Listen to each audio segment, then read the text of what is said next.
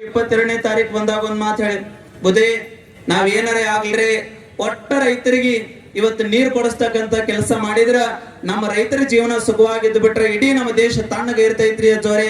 ಹಂಗಾಗಿ 30ನೇ ತಾರೀಕು ನಾವು ಚಿಕ್ಕೋಡಿ ಮಹಾನಗರದಲ್ಲಿ ಒಂದು ಬೃಹತ್ ಹೋರಾಟವನ್ನ ಇಟ್ಟುಕೊಂಡಿದ್ದೇವೆ. ಆ ಹೋರಾಟಕ್ಕೆ ನೀವು ಬರಬೇಕು ಅಂತಕ್ಕಂತ ಮಾತನ್ನ ಹೇಳಿದ್ರು. ಚಿಂಚನೆಯ ಮಠ ಹೇಗಿದೆ ಅಂತಂದ್ರೆ ನಾವೆಲ್ಲ ನೆನ್ಪಿಟ್ಕೊಳ್ಬೇಕು. ಚಿಂಚನೆಯ ಮಠ ಕೃಷಿ ಋಷಿಯ ಕಾಯಕ ಯೋಗಿಯ ಮಠ. ನೀವೆಲ್ಲ ನೆನಪಿರ್ಲಿ. ಅಖಂಡ ಚಿಕ್ಕೋಡಿ ಜಿಲ್ಲೆಯವರು ನೆನಪಿಟ್ಟುಕೊಳ್ಬೇಕು.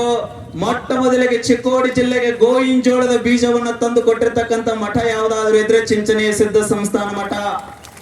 ಇವತ್ತು ಪರಮ ಪೂಜ್ಯ ಸಿದ್ದಪ್ರಭು ಮಹಾಸ್ವಾಮೀಜಿಯವರಾಗ್ಲಿ, ಮೊನ್ನೆ ಲಿಂಗೈಕ್ಯರಾಗಿರ್ತಕ್ಕಂಥ ಪರಮ ಪೂಜ್ಯ ಅಲ್ಲಮಪ್ರಭು ಮಹಾಸ್ವಾಮೀಜಿಯವರಾಗ್ಲಿ ಸದಾ ಕಾಲ ಈ ಭಾಗದ ಭಕ್ತ ಬಂಧುಗಳಿಗಾಗಿ ತಮ್ಮ ಮಠವನ್ನು ಮುಡಿಪಿಟ್ಟಿರ್ತಕ್ಕಂಥವ್ರು.